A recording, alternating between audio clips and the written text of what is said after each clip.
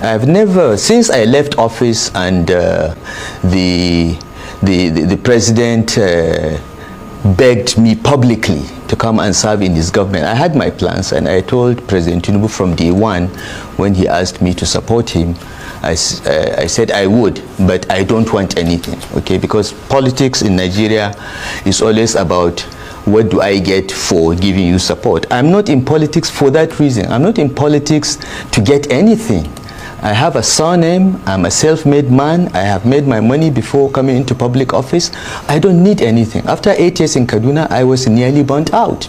I was struggling for 8 years and I wanted to take a break, and I had my private plans.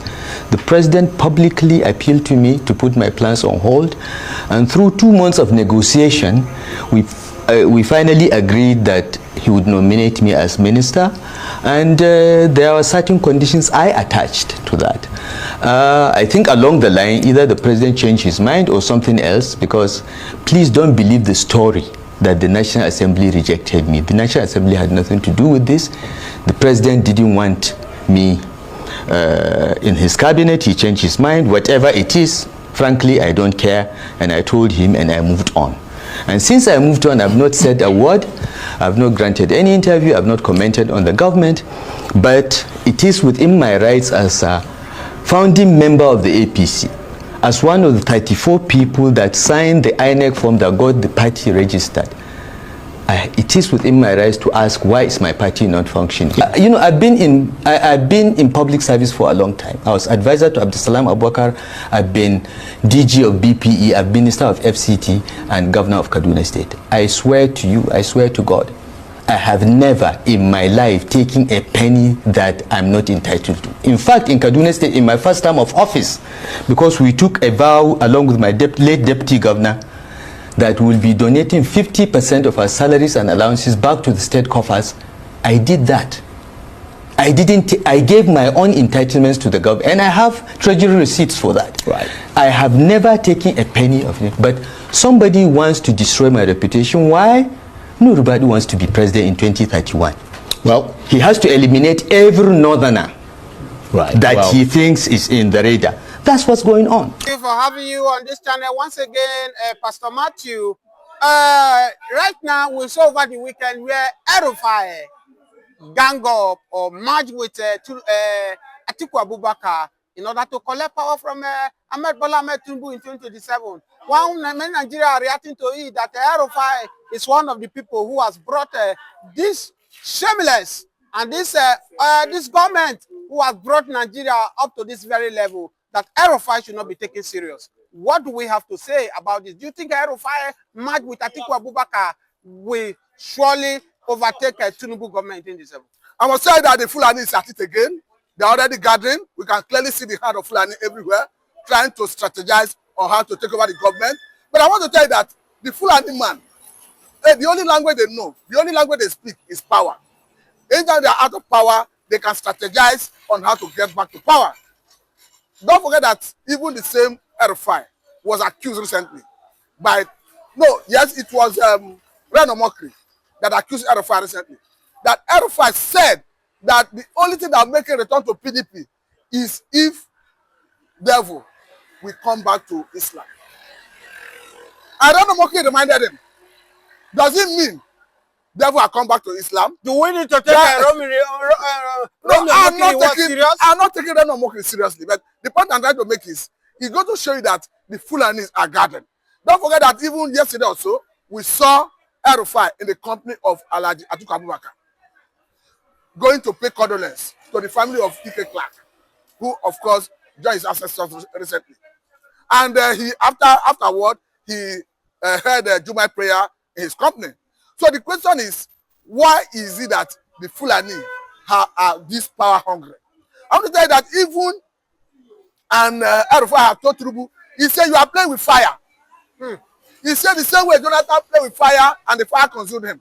Who is this Rufai? Now, I'm coming. I will tell you who is Rufai, and I will tell you what APC have talked about Rufai. Because the APC is currently saying that Rufai was overrated in the past. But before I go to that angle, Rufai told the current president that the same thing that happened to Jonathan is likely going to happen to him, meaning he is going to be a one-time president, just as Jonathan.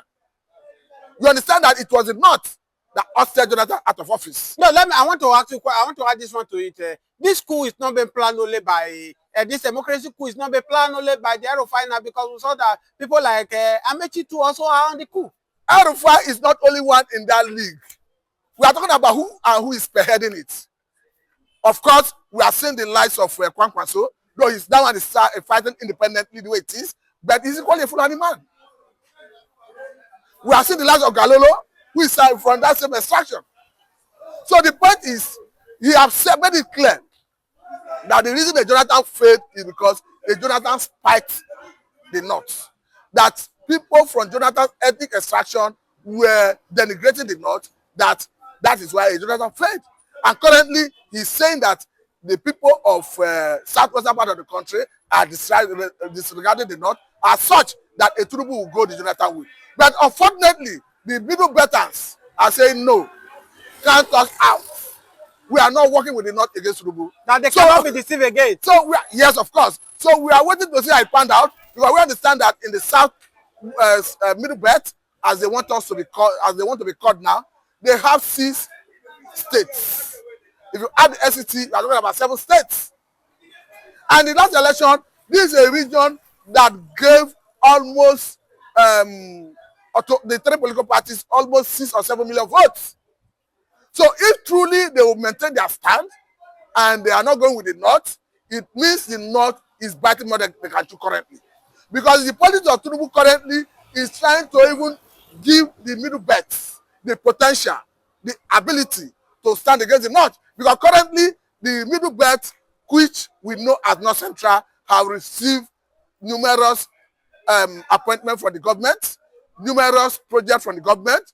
The major one among them has to do with North Central Development Commission. Even in the North Central themselves are saying, call us Middle Belt Development Commission, but the point is, there's a commission that is saddled with the responsibility of developing the area that have been approved. So the argument now is, the government of the day is giving North Central project attention as a way of winning them from the North, to fragment the North. So the way it is, the North is already fragmented. So it will be very difficult for them to stand against Tinubu and succeed. Okay, many people are saying now that everything you have said so far, now many people are reacting in different angles, that the only thing that can save Bola Ahmed Tinubu in 27 is to deprive Peter Obi not to contest. Because even the middle belt we are talking about, that's why President Bola Ahmed Tinubu have done his best to make sure to make friends with the middle belt. That if Peter Obi still come out in 2027, Peter Obi might likely pull more vote from the North Central. That's why, you know, Obi has presented himself as a Christian candidate, and such many Christians in the middle belt might likely swing to the direction of Peter Obi. Southeast is already set for him. That if he continue like that, then they cannot go for Atiku Abubakar. Do you think that this journey will be possible for Bola Ahmed Tinubu if Peter Obi come out? To be quite honest with you, I supported Obi in the last election. I worked for Obi in the last election. Of all the candidates that contested the election in 2023, Obi was my preferred candidate, and my position have not changed up to date. However, the reason Tinubu won the election was because even if it was marred with irregularity, it was rigged. But the reason he won the election, going by the result declared by INEC, is because Obi was on the ballot, Atiku was on the ballot, and Tinubu and Kwankwaso were on the ballot. The point here is, if the opposition go into the election in 2027 as fragmented opposition, it's going to give Tinubu an advantage.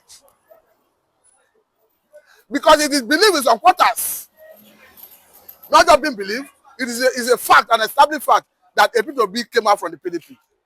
Kwankwaso came out from the PDP. Atiku is on the PDP. So by the time Obi pulled out of PDP in the build-up to the 2023 election and went to Labour Party, he fragmented PDP.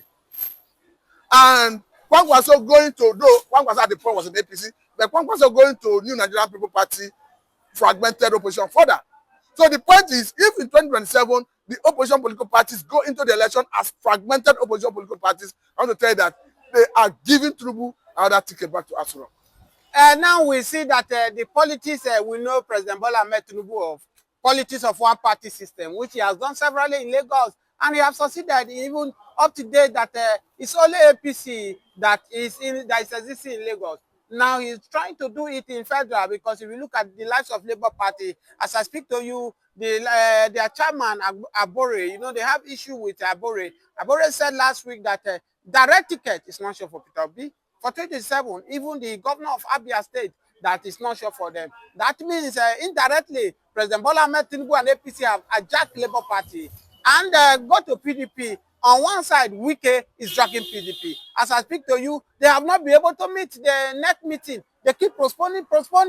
Is this not that Tinubu is trying all his possible means, or the APC, to make sure there is no any strong opposition party to contest with them in 2027 election?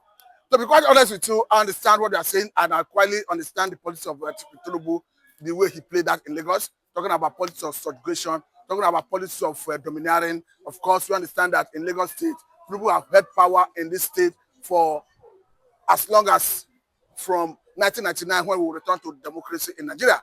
So that said, and we understand that currently the politics is playing is to make sure that he weaken opposition. We are seeing the hand of a Wike in PDP. Wike still continue to maintain that he's a PDP member, but all indication, everything went to the fact that he's in APC, he's working for the APC, even though he have not officially resigned from PDP into APC. This is a man, of course, a former governor of Rivers State under PDP, but currently a minister under a Tinubu who is an APC person. So you cannot tell me that in 2027 that a Tinubu will be on the ballots and PDP will have their candidate, that a Wike will work against a Tinubu against a PDP candidate. It's not possible. So you got to show that actually the president is using a Wike to weaken PDP in that regard. We have equally seen the likes of Labour Party. The other man that was fighting what's it called? Was the man from Oshodi Abi, what is his name? Lamidi, yes. Papa also, who was fighting, but I think he had been decimated in that party. But currently, Abure seems to have fallen apart with the mainstream of Labour Party. We understand that the committee set up by P2B to manage the party is at loggerhead currently with Abure. So I don't know, it's not yet clear whether Abure is working for the opposition. That is why he's at loggerhead with the committee that is trying to reposition the party. But however I look at it, I think there's already hand of Esau in Labour Party. Let's round this conversation up. During weekend, we saw former presidents, they gather in IBB book launch where they keep praising IBB. IBB is a Maradona, IBB, and Nigerians are reacting. That many people you saw in that gathering, even President Bola Ahmed Tinubu, who said that without IBB, he will not be what he is. The IBB used Nigeria taxpayers' money by sharing oil block for them, and that's why they were able to gather and they celebrate him. Some people are even saying that Dele Farotimi wrote a book. The book lead him to prison. IBP also wrote a book where he said that he intentionally annulled the election of June 12th. People are saying that IBP is supposed to be in prison by now, not being celebrated the way we saw the former president be celebrated to him. What do you have to say about that? I must say that IBB was overrated. I must say that IBB is not a Maradona as he wants to make us believe. I must say that IBB was not competent. I must say that IBB was not in charge. Because if you were to be in charge, there's no point coming out to tell us that he could not extract commitment from his subordinates at the then Ministerial of State to ensure that if you hand over to Abiola, that Abiola will not be assassinated. There was no point telling us that the lives of Abacha, of course, convinced him, lured him into annulling the election. This is a man who we felt was in charge and was not in charge. He was not prepared as a leader. He was not a true leader. He was just there as a stooge of Abacha. If all he said is what actually transpired. Pastor Matthew, I want us to close this conversation. Now, a lot of people believe that the Igbos have been marginalized so much in this country that it is high time they give the Igbos chance to prove their worth, because one will say that after the Biafra war, where Gowon said no victor, no vanquish, Igbos are not allowed to go to the corridors of power or any sensitive position in Nigeria. We saw the last one last week here where the project of not single project were allocated to the southeast, and the Igbos justify what Mazi Nnamdi Kanu is fighting for. Don't you think that 2023 President Bola Ahmed Tinubu should consider to allow Igbo man to take over from these 4 years? I must say that after the war, Gowon mismanaged the situation, considering the fact that he wanted to roll out the 3R, talking about reconciliation, reconstruction, and reintegration. These 3R, Gowon never implemented any of them. Of course, I think that's the bane of the crisis we're having currently. That is why we see people rising to agitate for the sovereign state of Biafra, while people see agitate that they want to secede for the country. So, that said, and looking at whether Igbo man should be given the chance to rule Nigeria, there is no constitutional provision that says a particular geopolitical zone must produce the president. However, I think it's understandable that every region should consider and allow an Igbo man to have a shot at the presidency for purpose of equity, fairness, and justice, and ultimately to have national cohesion. Thank you so much, Pastor Machi, for having you this Thank morning. you.